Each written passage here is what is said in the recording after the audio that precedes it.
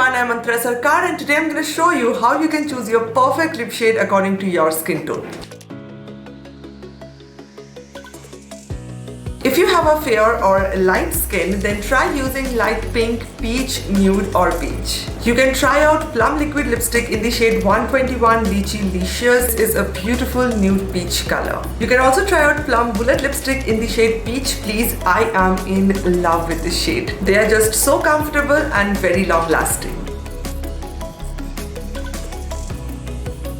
If you have a more medium skin tone, then try out more rose, mauve or berry shades. You can try out Plum liquid lipstick in the shade Grapeful. It's such a beautiful rose pink color. And don't miss out this Plum bullet lipstick in the shade Plush Hour. It is a pink mauve color. Look how beautiful they look, even perfect for this festive season. If you have a more tan olive kind of a skin tone, try to avoid browns and purples and go for orange instead.